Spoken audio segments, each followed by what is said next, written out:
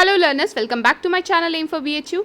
Today we will discuss MCQs based on important financial institutions and students इस topic को हम पहले discuss कर चुके हैं एंड 2019 में जो BHU BCom एंट्रेंस कंडक्ट हुआ था उसमें फाइनेंशियल इंस्टीट्यूशन से related there were 3 questions in one go, so it becomes really important for you to practise more questions based on this topic and for that you will need more information, more MCQs. So इसीलिए आज हम इसी topic से related और MCQs solve करेंगे. And students, if you have any queries, just drop them in the comment box. I'll surely address your concern. And just to remind, through my channel, I'm here to help you cover your syllabus and guide you throughout your journey. So stay tuned to my channel for more such videos. And let's begin now. So the first question here is, consider the following statements and identify the right one. So आपसे यहाँ पे दो statements देकर ये पूछा है कि इसमें से कौन सा सही है. So यहाँ पहला स्टेटमेंट है that IMF came into existence as an outcome of Bretton Woods Agreement. Second one is France was the first country to borrow from IMF. तो IMF यानी कि इंटरनेशनल मॉनेटरी फंड को ये कह रहा है फर्स्ट स्टेटमेंट कि ये ब्रिटेन वुड्स एग्रीमेंट के जो है आउटकम की तरह आया था IMF. और जो सेकेंड स्टेटमेंट है वो ये कह रहा है कि France was the first country to borrow from IMF. तो स्टूडेंट्स यहाँ पे दोनों ही स्टेटमेंट्स आपके करेक्ट हैं. येस, ब्रिटेन वुड्स एग्रीमेंट के बाद ही IMF जो है came into existence and France was the first country which borrowed from IMF. तो यहाँ पे both the statements are correct, यानी कि आपका option number C both correct है. ये दोनों ही स्टेटमेंट्स करेक्ट हैं. आप इसे अगर अपने नोट्स में लिख रहे हैं तो IMF को हेडिंग की तरह करके ये दोनों स्टेटमेंट्स वहाँ पर लिख लीजिए कि the following statements are true about this. तो ऐसे आपके नोट्स के फॉर्म में भी आप लिख सकते हैं. अदरवाइज अगर आप पूरा क्वेश्चन नोट करना चाहें आपकी मर्जी. ठीक है, यहाँ पे देखिए लिखा भी हुआ है IMF overseas the international monetary system. ठीक है, तो इंटरनेशनली जो पूरा मॉनेटरी सिस्टम है उसे कौन देखता है, कौन हैंडल करता है, वो है IMF यानी कि international monetary fund. Let's move on to the next question, question number 2. So consider the following statements and identify the right ones. तो आपसे यहाँ पे अगेन यही कह रहा है कि यहाँ पे दो स्टेटमेंट्स हैं, आपको इसमें से सही कौन से है ये बताना है. तो यहाँ पे पूछा है आपसे कि the executive board is the highest decision making body of IMF and the board of governors meet twice a year. See जो बोर्ड ऑफ गवर्नर्स हैं IMF के, they meet once in a year. तो ये second statement तो जो है wrong है, twice a year नहीं होता है. और एग्जीक्यूटिव बोर्ड जो है ना ये IMF का हेड भी नहीं है. तो यहाँ हम कह सकते हैं कि none of the above statements are correct. Yes, देख लीजिए यहाँ पे आंसर आपका डी है, ऑप्शन नन. सो जो बोर्ड ऑफ गवर्नर्स है यही जो है IMF के हाईएस्ट डिसीजन मेकिंग पावर इनके पास होती है. Highest decision making body of IMF कौन है, यानी कि बोर्ड ऑफ गवर्नर्स. और ये board of governors they meet once in a year and not twice in a year. इसलिए ये जो दोनों ही स्टेटमेंट्स आपको दिए हुए हैं ये दोनों गलत हैं, इनका बिल्कुल भी. And I think this forms an important part कि IMF की जो हाईएस्ट डिसीजन मेकिंग बॉडी है वो आप उसको शायद इस तरह से भी दे सकता है क्वेश्चन में कि आपको ऑप्शंस मिल जाएं, एग्जीक्यूटिव बोर्ड भी एक ऑप्शन हो और बोर्ड ऑफ गवर्नर्स भी एक ऑप्शन हो, या 2-3 और ऑप्शंस के साथ आपको प्रेजेंट करे यही सेम क्वेश्चन. तो आप बहुत आसानी से बता पाएंगे कि highest decision making body of IMF कौन है, बोर्ड ऑफ गवर्नर्स होते हैं, नॉट द एग्जीक्यूटिव बोर्ड्स. तो ये बहुत आसान हो जाएगा अगर आप इन सारे स्टेटमेंट्स को जो भी करेक्ट हैं उन्हें लिखते जाएँ. तो यहाँ जो एग्जीक्यूटिव बोर्ड है उसको रिप्लेस करके आप बोर्ड ऑफ गवर्नर करके अपने नोट्स में ज़रूर मेंशन कर लीजिएगा. Okay, next question we have question number 3. It says consider the following statements and identify the right ones. Again वही पैटर्न सेम है आपका, यहाँ पे भी आपको स्टेटमेंट्स में से ये बताना है कि कौन सा सही है. तो next is executive board conducts the business of the IMF. ठीक है, and it meets once in a year. So यहाँ पे एग्जीक्यूटिव बोर्ड के बारे में पूछ रहा है that it conducts the business of IMF, और ये भी बोल रहा है कि they meet once in a year. तो बिल्कुल जो है आपका सिर्फ फर्स्ट स्टेटमेंट करेक्ट है. सो यहाँ जो फर्स्ट स्टेटमेंट है कि executive board they conduct the business of IMF, तो ये बिल्कुल करेक्ट है, but they don't meet once in a year. तो इसलिए आपका यहाँ ऑप्शन नंबर ए जो है ना वन ओनली, यानी कि फर्स्ट स्टेटमेंट करेक्ट है but the other statement is not correct. देखिए यहाँ पे नीचे एक्सप्लेनेशन भी मेंशन है ब्लू फॉन्ट में, that executive board conducts the business of IMF, it functions in continuous sessions and meet several times in a week. So ऐसा नहीं है कि they meet once in a year, they function in a continuous session, और इसी की वजह से उन्हें वीक में ही कई बार मिलना पड़ता है. यहाँ पे ईयर की तो कोई बात ही नहीं है. तो बिल्कुल ये सारी चीज़ें भी आप जो मैं ब्लू फॉन्ट में नीचे एक्सप्लेनेशन लिखती हूँ इसको भी चाहे तो आप नोट कर सकते हैं, ये भी इंपॉर्टेंट है. तो यहाँ पे सिर्फ फर्स्ट स्टेटमेंट करेक्ट है, the other one is wrong. So इसलिए आप ए फर्स्ट ओनली को चूज़ कर सकते हैं। Okay, next question we have question number 4, consider the following statements and identify the right one. Again वही करना है आपको, स्टेटमेंट्स हैं उसमें से सही वाला कौन सा ये बताना है। सो फर्स्ट स्टेटमेंट कह रहा है the day to day work of IMF is conducted by the board of governors. Second says selected nations who are member of IMF are given a quota. So आपको ये बताना है कि इनमें से कौन सा स्टेटमेंट करेक्ट है। तो सेकेंड स्टेटमेंट तो बिल्कुल करेक्ट है कि जो कुछ नेशंस हैं IMF के उनको जो है कोटा प्रोवाइड करते हैं, ठीक है, उनको कोटा प्रोवाइडेड है and that is correct. But जो फर्स्ट वन है ना कि जो डे टू डे फंक्शनिंग है, ऑफ कोर्स वो बोर्ड ऑफ गवर्नर्स नहीं देखते हैं। जो डे टू डे फंक्शनिंग है IMF की उसको बेसिकली एग्जीक्यूटिव बोर्ड हैंडल करता है, ठीक है। जो बोर्ड ऑफ गवर्नर है they are the highest decision makers. So all the nations are assigned a quota. जितने भी नेशंस यहाँ पर हैं, और ये सेकेंड स्टेटमेंट के लिए भी देखिए यहाँ लिखा हुआ है कि जितने भी नेशंस हैं जो कि IMF का पार्ट है उन्हें एक कोटा असाइंड है। तो इसलिए यहाँ पे आपका जो सेकंड ऑप्शन है वो तो करेक्ट है, बट जो डे टू डे फंक्शनिंग है वहाँ बोर्ड ऑफ गवर्नर्स की जगह अगर एग्जीक्यूटिव बोर्ड लिखा होता तो बिल्कुल आप उसे करेक्ट बोल सकते थे, बट ये करेक्ट नहीं है, ठीक है। तो सेकेंड ऑप्शन इज करेक्ट, तो इसलिए आप बी सेकेंड ओनली को चूज करेंगे। Next question we have is question number 5, consider the following statements and identify the right ones. So यहाँ पे statement 1 says the quota does not decide voting powers in IMF decisions. Second is quota subscription constitutes most of the financial resources of IMF। So यही जो countries को Kota provide होता है उससे related आपको question पूछा है। तो यहाँ पे कौन सा करेक्ट है? सेकंड ऑप्शन आपका करेक्ट है, फर्स्ट का वन करेक्ट नहीं है। ये quota subscription this constitutes most of the financial resources of IMF, ये तो बिल्कुल करेक्ट है। बट ये जो फर्स्ट स्टेटमेंट में लिखा हुआ है कि that quota does not decide voting power of IMF decision, ऐसा नहीं है। ये जो कोटा है this decides the voting power in IMF decision, यानी जिन कंट्रीज के पास कोटा है they have the voting power as well. और यहाँ जो सेकंड ऑप्शन है quota subscription constitutes most of the financial resources of IMF, ये बिल्कुल करेक्ट है, ठीक है। Quota subscription constitutes most of the financial resources of, यानी कि जितनी भी फाइनेंशियल रिसोर्सेज हैं IMF की these are constituted by this subscription. जो कोटा सब्सक्रिप्शन है उसमें कंस्टिट्यूटेड होती हैं ये पावर्स, ठीक है। Next we have question number 6, it says consider the following statements and identify the right one. So first one is SDRs cannot voluntarily be exchanged among members for currencies. Second statement says US is the largest member of IMF. So देख लीजिए कौन सा statement इसमें से correct है। तो second statement is correct, of course US is the largest member of IMF, but ये जो फर्स्ट है this is not correct as SDR जो है ना they can be voluntarily exchanged among the member of the member for currencies. So जो SDRs होते हैं स्पेशल ड्राइंग राइट्स, इसका फुल फॉर्म भी याद रखिएगा स्टूडेंट्स। इन्हें अगर कंट्रीज़ चाहें जो मेंबर कंट्रीज़ हैं वो अगर वॉलेंट्रली चेंज करना चाहती हैं, एक्सचेंज करना चाहती हैं एज करेंसी तो वो कर सकती हैं। यहाँ पे जो कैन नॉट लिखा है ये स्टेटमेंट को इनकरेक्ट बनाता है। तो अगर कैन लिखा होता तो दोनों ही स्टेटमेंट करेक्ट होते, बट यहाँ पे कैन नॉट मेंशन है तो ये हम फर्स्ट वाले को डिस्कार्ड करते हैं और सेकेंड वाले को करेक्ट है, इसलिए यहाँ पे ऑप्शन नंबर बी लेते हैं, ठीक है। Second only is correct. Next question we have question number 7, which of the following is an institution of world bank. So इसमें से कौन सा जो है वर्ल्ड बैंक का इंस्टीट्यूशन है? ऑप्शन है आपके पास IBRD, B is IDA, C is IFC, all of the above. तो यहाँ पे जो करेक्ट ऑप्शन है वो है D, all of the above. So यहाँ ऑप्शन नंबर डी करेक्ट है, ऑल ऑफ दी अबव, यानी कि IBRD, IDA और IFC तीनों ही वर्ल्ड बैंक का पार्ट हैं।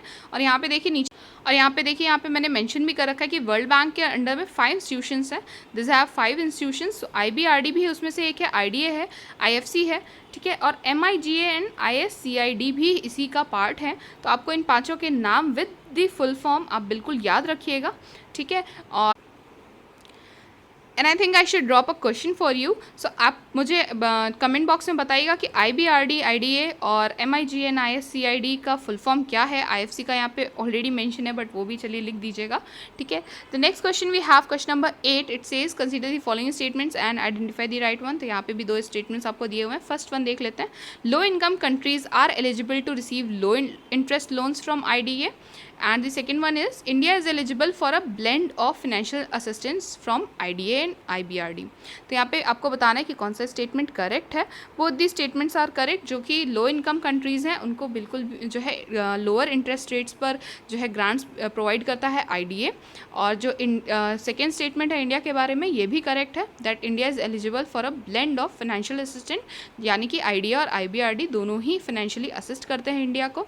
तो ये दोनों ही स्टेटमेंट्स आपके करेक्ट हैं। सो IBRD this AIIMS at reducing poverty in middle income and creditworthy poor countries, यानी कि और ये जो रीज़न है यहाँ पे फर्स्ट स्टेटमेंट का, यहाँ पे देखिए रीज़न मेंशन है कि क्यों जो है लो इनकम कंट्रीज़ को लो इंटरेस्ट रेट पे लोन प्रोवाइड किए जाते हैं। तो यहाँ नीचे इसका reason mention, IBRD aims at reducing poverty in middle income and creditworthy poor countries, इसलिए ये जो है लोअर इंटरेस्ट रेट्स पे ग्रांट करते हैं।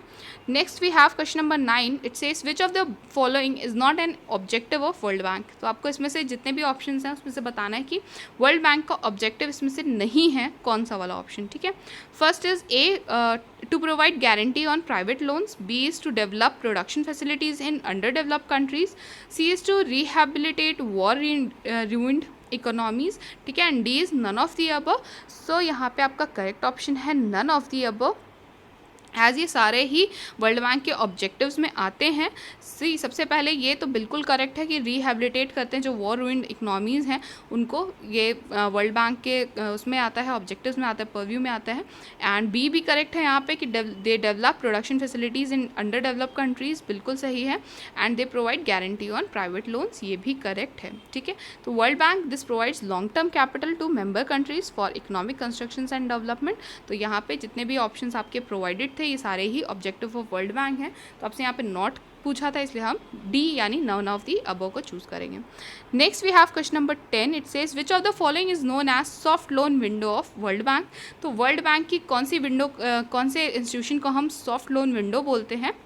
सो ऑप्शंस देख लेते हैं। Option number A says IDA, B says IFC, C is IBRD या D MIGA। तो यहाँ पे करेक्ट ऑप्शन आपका IDA है, यानी कि IDA was established in 1960. It aims at reducing poverty by providing interest-free credits and grants for economic growth. IDA is the correct option here. And students along with this I will suggest कि आप जैसे IDA है, international development association, इसका जो है establishment year याद रखें और इसका हेडक्वार्टर कहाँ है ये भी याद रखें। जैसे IDA का तो मैं आपको बता दे रही हूँ 1960 में इसको इस्टेब्लिश किया गया था और वॉशिंगटन DC में इसका हेडक्वार्टर है। तो अदर भी जितने भी आपको यहाँ पे जैसे IFC है, IBRD है और MIGA जितने भी दिख रहे हैं ना, सारे इंस्टीट्यूशंस के नाम यहाँ पे आपको ऑप्शन से ही देखिए इतनी इन्फॉर्मेशन मिल जाती है। उन सभी को नोट करते जाइए, उनके जो है इस्टेब्लिशमेंट ईयर से लिख लीजिए और उनके हेडक्वार्टर्स कहाँ पर हैं वो भी लिख लीजिए, आपके लिए बहुत हेल्पफुल रहेगा स्टूडेंट्स। बहुत ही आसानी से इनसे क्वेश्चंस बनते ही हैं, ठीक है। Next we have question number 11, this says the investment arm of world bank is. तो आपसे पूछा है कि वर्ल्ड बैंक की इन्वेस्टमेंट आर्म कौन सी है। इससे पहले वाले क्वेश्चन में पूछा था कि वर्ल्ड बैंक की सॉफ्ट लोन विंडो कौन सी है, वो IDA को बोलते हैं। बट यहाँ पे पूछा आपसे कि इन्वेस्टमेंट आर्म कौन सी है। Option number B IFC। So IFC इसका full form international financial corporations, आप सब जानते हैं। तो this was established in 1956, July 1956, and it is also known as the investment arm of world bank. इसको इन्वेस्टमेंट आर्म वर्ल्ड बैंक की बोलते हैं, ठीक है। और ये इसके हेडक्वार्टर्स भी वॉशिंगटन DC में ही हैं, तो याद रखिएगा स्टूडेंट्स ये भी इसके साथ। और अगर आप अपने नोट्स में ये भी इंक्लूड कर लें कि कितनी जो है कंट्रीज़ प्रेजेंटली इन इंस्टीट्यूशंस की मेंबर हैं, तो ये भी बेटर होगा स्टूडेंट्स आप ही के लिए। तो यहाँ पे IFC जो है इसके 181 मेंबर्स कंट्रीज़ हैं आई थिंक, ठीक है। आप एक बार कंफर्म कर लीजिएगा, और ये 181 है शायद, हाँ ठीक है। तो आप ये भी लिख सकते हैं कि मेंबर कंट्रीज़ कितनी हैं, ठीक है। अलॉन्ग विद दैट आपके लिए अच्छा ही रहेगा इन्फॉर्मेशन इस तरह से। Next comes the insurance arm of world bank कौन सी है, ठीक है। तो यहाँ पे ऑप्शंस हैं आपके IDA, IFC, IBRD या MIGA। तो MIGA का देखिए यहाँ फुल फॉर्म मेंशन ही है, मल्टीलैटरल इन्वेस्टमेंट गारंटी एजेंसी बोलते हैं इसको, ठीक है। तो यहाँ पे करेक्ट ऑप्शन MIGA है, ठीक है। This is known as the insurance arm of world bank and it was established in 1988। तो MIGA को कब इस्टेब्लिश किया गया था, 1988 में, और इसको इंश्योरेंस आर्म बोलते हैं वर्ल्ड बैंक की। तो वर्ल्ड बैंक से रिलेटेड जितने भी इंस्टीट्यूशंस हैं सी सबके कुछ ना कुछ एक टर्म है उनके साथ एसोसिएटेड, ठीक है। इंश्योरेंस आर्म, इन्वेस्टमेंट आर्म, ये सारी चीज़ें। तो इसका फुल फॉर्म याद रखिएगा कि मल्टीलैटरल इन्वेस्टमेंट गारंटी एजेंसी इसका फुल फॉर्म है, और इसकी एस्टेब्लिशमेंट ईयर भी याद रखिएगा, 1988 में इस्टेब्लिश हुई थी, ये भी वर्ल्ड बैंक का एक पार्ट है। Next question we have question number 13, this says that consider the following statements and identify the right one. The first one here is MIGA does not offer political risk insurance for projects to developing member countries. Second one is MIGA also helps investors and lenders deal with the investment risk. So as आप जानते हैं आप कि ये insurance arm इसीलिए इसको कहा जाता है, तो इसी से रिलेटेड पूछा जा रहा है कि क्या ये जो है पॉलिटिकल रिस्क इंश्योरेंस प्रोवाइड करते हैं, या फिर जो इनके इन्वेस्टमेंट्स इन्वेस्टर्स एंड लेंडर्स हैं उनको इन्वेस्टमेंट रिस्क में भी हेल्प करते हैं। सो जो सेकेंड स्टेटमेंट है MIGA से related, that MIGA also helps investors and lenders deal with the investment risk, ये करेक्ट है। बट तो जो फर्स्ट वन है ना, MIGA does not offer political risk insurance for projects to developing member countries, ये गलत है। MIGA ऑफर करता है ऐसी सर्विसेज भी, पॉलिटिकल रिस्क इंश्योरेंस प्रोवाइड करते हैं for the projects to developing member countries, यानी कि MIGA से रिलेटेड ये जो दोनों स्टेटमेंट्स दिए हुए हैं उसमें सिर्फ सेकेंड वाला करेक्ट है, इसलिए हम B सेकेंड ओनली को चूज़ करेंगे। Okay, next we have question number 14, this says consider the following statements and identify the right one. तो फर्स्ट स्टेटमेंट है आपका IFC is govern by the board of governors.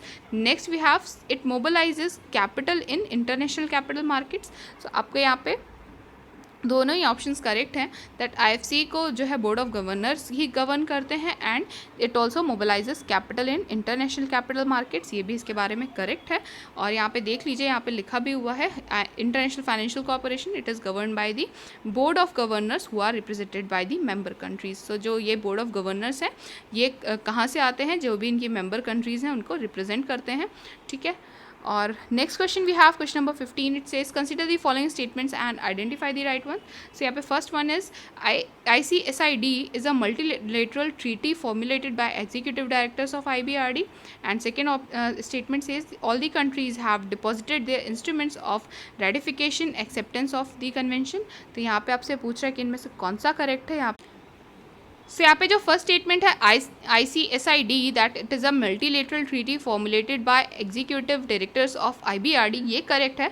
But जो second option है ये correct नहीं है, because not all the countries have deposited their instruments of ratification acceptance of the convention, तो ये करेक्ट नहीं है, हर एक कंट्री ने नहीं डिपॉजिट कर रखा है, यानी कि सिर्फ फर्स्ट ऑप्शन करेक्ट है, इसलिए हम A फर्स्ट ओनली को चूज़ करेंगे। Next we have question number 16, this says consider the following statements and identify the right ones. So the first statement here is that the head of WTO is known as the Director General, and second one is the WTO summit is held once in every year. So देख लेते हैं कौन सा correct है, इसमें सिर्फ first statement correct है, that जो WTO का हेड होता है उसको डायरेक्टर जनरल भी बोलते हैं, बट जो WTO की समिट है ना, these are held once in 2 years, ठीक है, ये एवरी ईयर नहीं कंडक्ट की जाती है, यानी कि 2 साल में एक ही बार कंडक्ट होती है, and the summit is also known as